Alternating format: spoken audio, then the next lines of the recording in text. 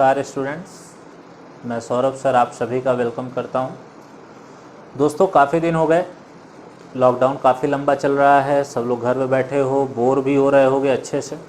और तुम लोगों के लिए तो खुशी की बात है कि अच्छा खासा है, पढ़ाई लिखाई की झंझट ख़त्म हो गई, घर वाले पढ़ने को भी नहीं बोलेंगे, है ना। तुम लोगों के मन की बात पूरी हो रही है और क्या चाहिए। यहाँ पर रहते थे तो सर लोग गुस्साते थे, डांटते थे, पढ़ना पड़ता था, हैं। अब तो बढ़िया है कि आराम से घर में बैठे हो, माँ बाप कह भी नहीं सकते कि पढ़ाई करो, कोई वैकेंसी तो आनी नहीं है। ठीक है दोस्तों, तो कोई नहीं, अब हम लोग थोड़ा सा एक प्रयास शुरू कर रहे हैं तुम लोगों के लिए। ऑनलाइन सारी वीडियोस लाने की कोशिश की जाएगी, लेकिन बेटा इसके लिए तुम लोगों को सपोर्ट की ज़रूरत पड़ेगी। ठीक है ना। हम लोग जो वीडियोस दे रहे हैं इसको देखिए, अगर वीडियोस पसंद आ रही हैं तो अपने दोस्तों को बताइए, सबको भेजिए, सबको शेयर करिए। और जो हम लोग ये एक मुहिम शुरू कर रहे हैं अपनी तरफ से, इसको सफल बनाने में योगदान करिए। ठीक है। तो आज हम लोग जो बात करेंगे आपसे, ये टॉपिक आपके रीजनिंग का है। टॉपिक का नाम है डाइस, सब लोग जानते होंगे इसके बारे में। डाइस का नाम है, हिंदी में कहा जाता है पासा। पासा बहुत ही पुराना गेम है। अगर आप लोगों ने सुना हो महाभारत की कहानी, तो शकुनी बहुत बढ़िया खेलता था, चौसर, इसका नाम वहीं से आया पहली बार। पासा को जो सुना गया, पासे का जो नाम है वो पहली बार सुना गया महाभारत के कहानियों में। जब आपने पढ़ा होगा महाभारत के बारे में, तो गेम का नाम था चौसर। इस चौसर में पासों का प्रयोग होता था।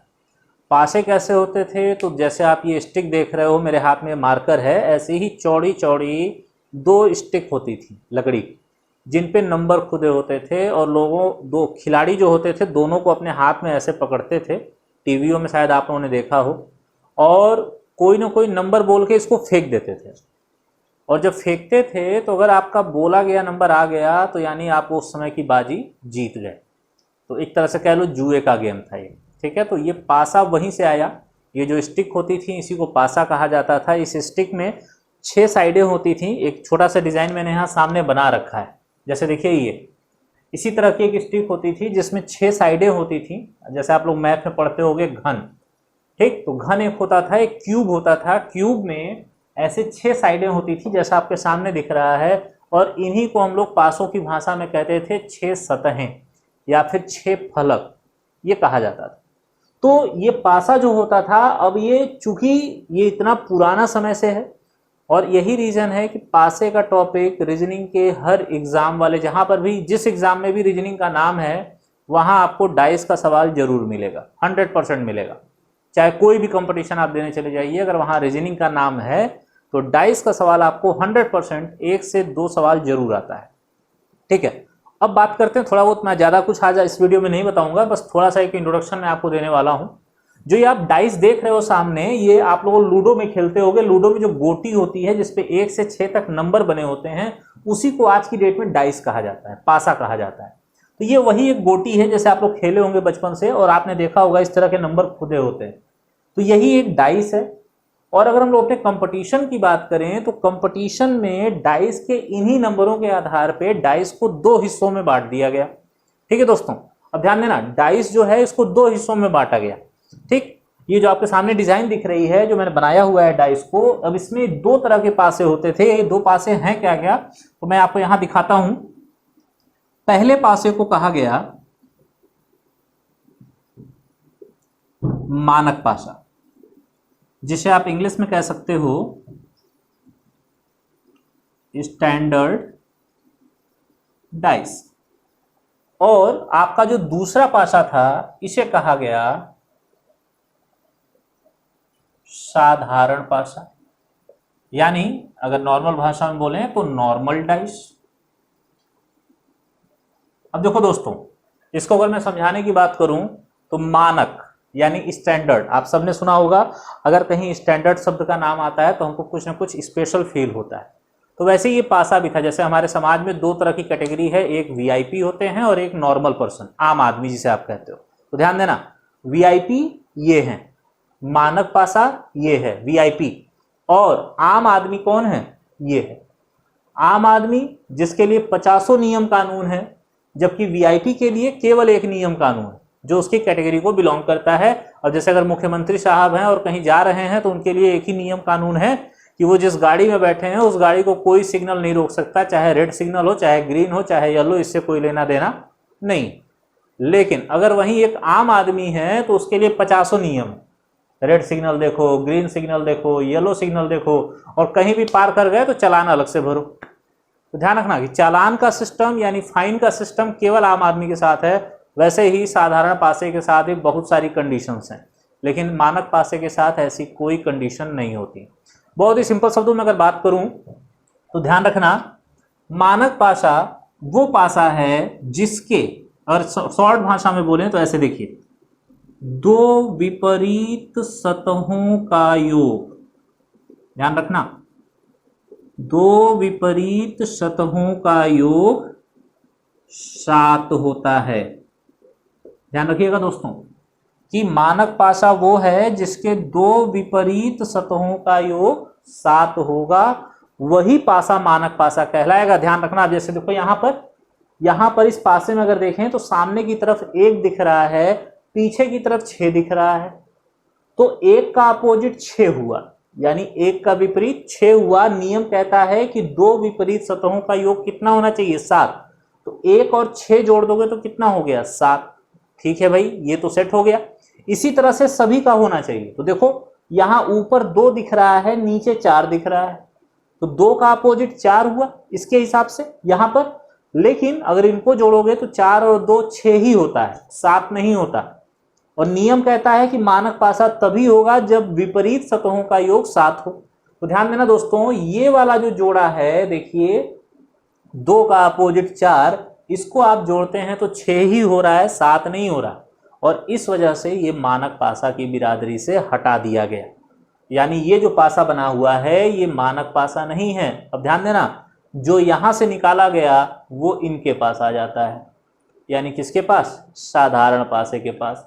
क्योंकि साधारण पासों में ऐसा कोई रूल नहीं है कि दो विपरीत सतहों का योग 7 होगा, ऐसा कोई नियम नहीं है। यानी जिस पासे ने इस नियम को तोड़ दिया, ध्यान रखना, विपरीत सतहों का योग 7 होता है, जिसने इसको तोड़ा वो हो जाएगा साधारण पासा। जैसे आपके सामने ये जो पासा बना है, देखिए यहां पर ये मानक पासा नहीं है, ये आपका कौन सा पासा हो रहा है? साधारण। रीजन क्या है देख लीजिए, यहां देखते हैं तो 1 का अपोजिट 6 है, ठीक, 1 का अपोजिट 6 हो गया। इसी तरह 2 का अपोजिट 4 हो गया, और देखिए यहां पर 3 का अपोजिट 5 हो गया। तो अगर देखा जाए तो देखिए, अगर इन दोनों को जोड़ दें तो 7 होगा, इनको जोड़ के देखिए 6 होगा, इनको जोड़ के देखिए 8 होगा। और नियम क्या कहता था कि दो विपरीत सतहों का योग 7 होना चाहिए। ध्यान रखो 7 होना चाहिए, जबकि यहां देखो एक ही 7 है, बाकी सब अलग अलग है। और चूंकि ये सेट नहीं हो रहा, इस वजह से ये मानक पासा नहीं है, ये एक हमारा साधारण पासा है।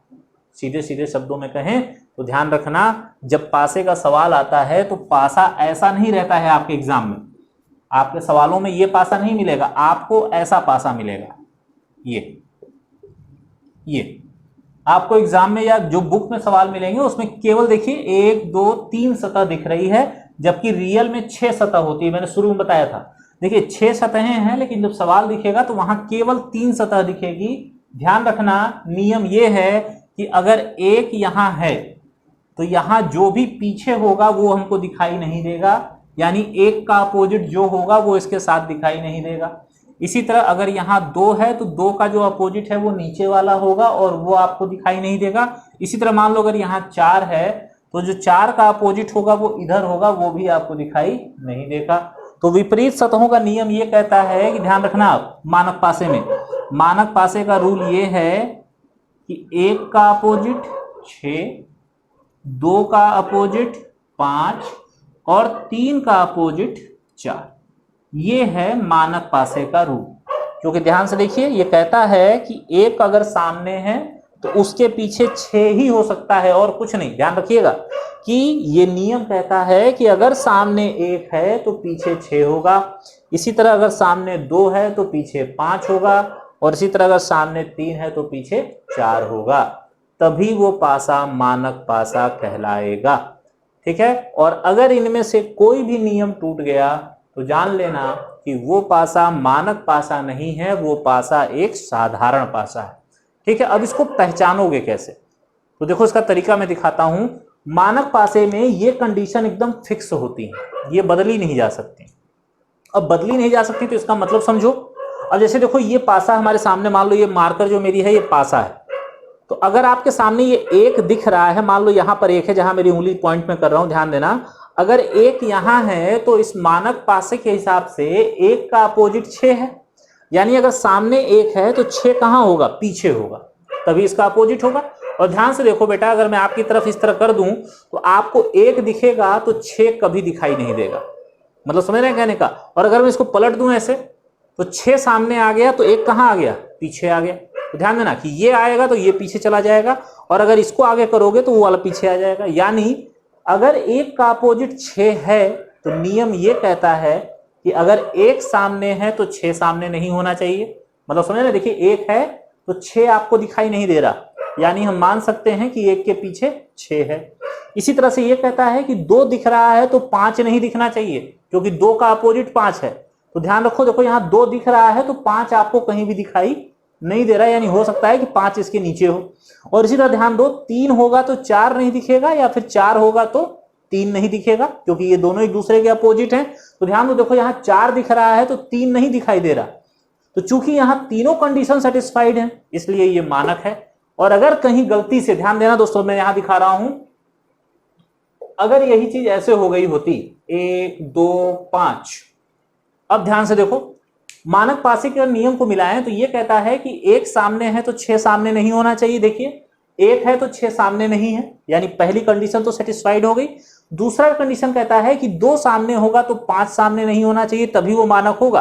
ध्यान दीजिए, देखिए 2 भी दिख रहा है 5 भी दिख रहा है, दोनों सामने आ गए, यानी कि भैया ये दोनों अपोजिट नहीं है यहाँ पे। और जब अपोजिट नहीं है यानी मानक पासे का नियम टूट गया, और जैसे ही ये नियम टूटा वो पासा तुरंत किस बिरादरी में आ गया, साधारण पासे में आ गया। यानी अब ये जो पासा है ये हमारा साधारण पासा है, और ये जो पासा था ये हमारा मानक पासा है। क्यों है समझ लो, फिर से रिपीट कर रहा हूं। देखो मानक पासा कहता है 1 दिखेगा तो 6 नहीं दिखेगा, 2 दिखेगा तो 5 नहीं दिखेगा, और 3 दिखेगा तो 4 नहीं दिखेगा। मिला के देखिए यहां ये तीनों कंडीशन सेटिस्फाइड हैं। 1 दिख रहा है 6 नहीं दिख रहा है इसमें, 2 दिख रहा है तो 5 नहीं दिख रहा है, और देखिए 4 दिख रहा है तो 4 का अपोजिट 3 था, देखिए 4 दिख रहा है तो 3 नहीं दिख रहा है। यानी कि यहां तीनों कंडीशन ये सेटिस्फाइड हैं, इसलिए ये मानक पासा है। यानी अगर कोई आपसे पूछता आप कि 2 का अपोजिट कौन, तो सीधी सी बात है, चूंकि ये मानक पासा है तो 2 का अपोजिट 5 होगा। ठीक, इसी तरह कोई पूछता 4 का अपोजिट कौन, तो चूंकि ये हमारा मानक पासा को सेट कर रहा है, इसलिए हम तुरंत कहते हैं कि सर ये 4 का अपोजिट 3 होगा। लेकिन ध्यान देना दोस्तों, अगर यहां देखें तो यहां मानक पासे का नियम फॉलो नहीं हो रहा। देखिए 1 दिख रहा है तो 6 नहीं दिख रहा, पहला नियम तो सेटिस्फाइड है।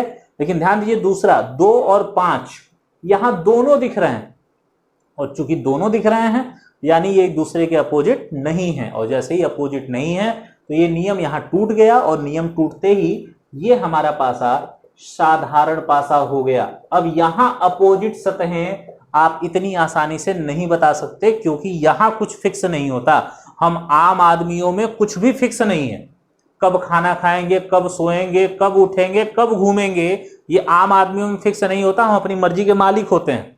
लेकिन अगर वही मंत्री साहब हैं तो उनका सब कुछ फिक्स है, नहीं उठेंगे तो पीए जाके जगा देगा, उठो भैया टाइम हो गया मीटिंग का। तो ध्यान रखना, सारी कंडीशंस मानक पासे को छोड़ के साधारण पासे से सारे नियम लागू होते हैं। मानक पासा केवल अपने रूटीन को फॉलो करता है, और उसका रूटीन यहां सामने लिखा है। जो पासा इस रूटीन को फॉलो करेगा वो मानक पासा है, और जो पासा इस रूल को तोड़ देगा वो साधारण पासा बन जाएगा। बस ये ध्यान रखना, यही है पासे का मेन पॉइंट। अगर इसको समझ गए तो पासे के सारे सवाल बेधड़क आप सॉल्व कर सकते हैं। अगली वीडियोस में कुछ हम लोग साधारण पासे के सवालों पे काम कर लेंगे, आपको चीजें समझ में आ जाएंगी। तब तक के लिए धन्यवाद।